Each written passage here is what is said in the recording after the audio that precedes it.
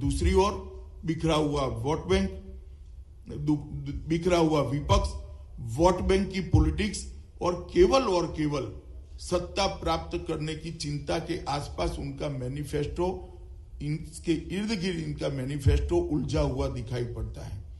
हमने डेमोक्रेसी के प्रति, लोकतंत्र के प्रति हमारी प्रतिबद्धता को भी और गहराई के साथ दोहराया है। एकमात्र पार्टी भारतीय जनता पार्टी ऐसी है और एनडीए के साथी ऐसे हैं जिनके अंदर इंटरनल डेमोक्रेसी आज भी हमने बरकरार करी है।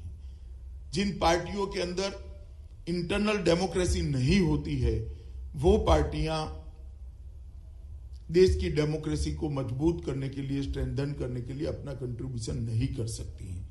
दूसरी ओर जो बिखरा हुआ विपक्ष है, हर पार्टी परिवारवाद से घिरी हुई नजर आती है। अपने परिवार के लोगों को ही आसीन करने के लिए उनके चुनावी एजेंडे दिखते हैं। राष्ट्र की सुरक्षा के लिए, राष्ट्र के महत्वपूर्ण मसलों के लिए भारतीय जनता पार्टी स्पष्ट नीति लेकर आई है। चाहे वो टेररिज्म हो, चाहे एनआरसी हो, चाहे सिटीजनशिप अमेंडमेंट बिल हो, चाहे धारा 370 और 35A को हटाने की बात, ये किसी भी बात पर हमारा संकल्प पत्र कोई कंफ्यूजन नहीं रखता है। क्रिस्टल क्लियर नीति हमने चारों मुद्दों पर अपनाई है। टेररिज्म के प्रति जीरो टॉलरेंस की नीति लेकर हम जाएंगे, इसको आगे बढ़ाएंगे।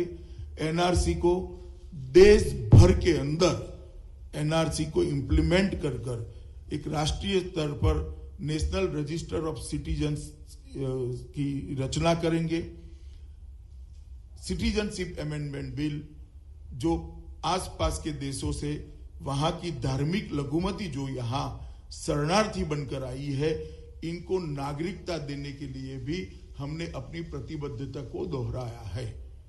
जो बांग्लादेश से शरणार्थी आए हैं, चाहे वो हिंदू हो, बौद्ध हो, सिख हो, जैन हो, क्रिश्चियन हो, वो सबको हम नागरिकता देने के लिए भारतीय जनता पार्टी ने अपने संकल्प पत्र के अंदर स्पष्टता से संकेत दिए हैं। धारा 370 और 35A के लिए भी हमने हमारा कमिटमेंट दोहराया है। जब भी नई सरकार बनती है, वो धारा 370 और 35A को बदलने के लिए निश्चित रूप से, प्रभावी रूप से कदम उठाएगी। जहां तक बंगाल का चुनाव है, बंगाल के 2 चरण के चुनाव में ममता बनर्जी ने अब उनकी बौखलाहट स्पष्ट रूप से नजर आती। 2 चरण के चुनाव में ममता दीदी को अपनी हार स्पष्ट रूप से दिखाई देती है और वही हताशा से प्रेरित होकर वो चुनाव आयोग पर आरोप लगा रही हैं, विपक्ष पर आरोप लगा रही है। सभी लोकतांत्रिक तरीकों का बंगाल के अंदर दफन करने वाली ममता दीदी आज लोकतंत्र की बात कर रही है।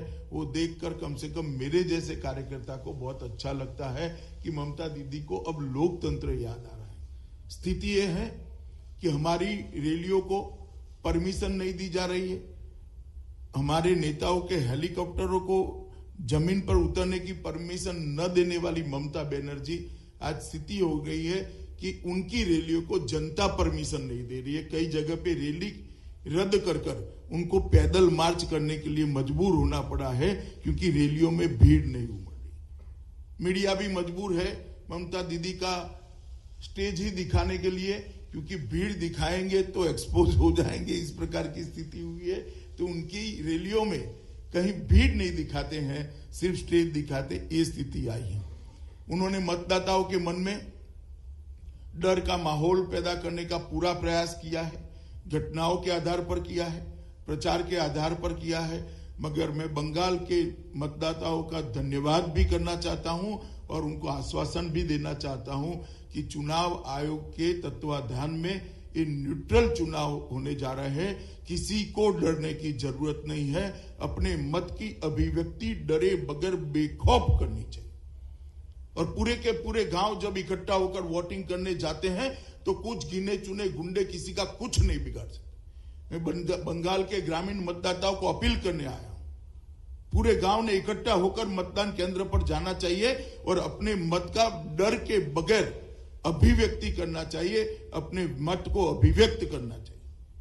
हर जगह पर सीआरपीएफ तैनात है, हर जगह पर भारतीय जनता पार्टी के कार्यकर्ता भी लोकतंत्र के प्रहरी बनकर खड़े हैं।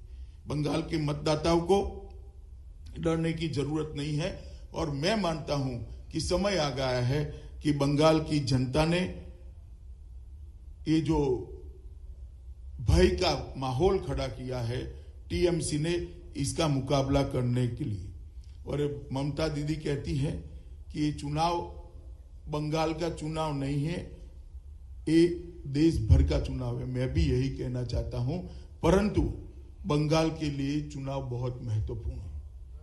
बंगाल के अंदर कानून और व्यवस्था की जिस प्रकार से स्थिति ममता बनर्जी ने करी है, ममता दीदी ने करी है, अब सबको लगता है कि कम्युनिस्ट तो अच्छे थे। इस प्रकार के वातावरण की निर्मित ममता दी ने की है। बंगाल की संस्कृति के साथ तुष्टीकरण की वोट बैंक ने, एपीसमेंट की वोट बैंक की पॉलिटिक्स ने बंगाल की संस्कृति को दबाने का, तहस नहस करने का, नष्ट करने का काम किया है।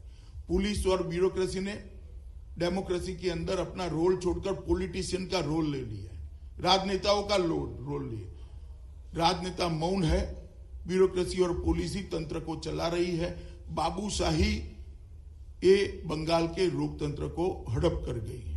नारदा, शारदा, सिंडिकेट राज, इसने बंगाल के अंदर एक भ्रष्टाचार का भयंकर माहौल खड़ा किया है और बंगाल की जनता ये भ्रष्टाचार के माहौल से त्रस्त है।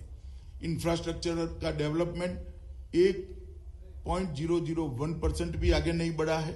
इंडस्ट्रियल डेवलपमेंट भी नीचे जा रहा है और जिस प्रकार से हिंसा ने यहां अपनी जगह बनाई है, इसमें लोकतंत्र भी बहुत आहत है।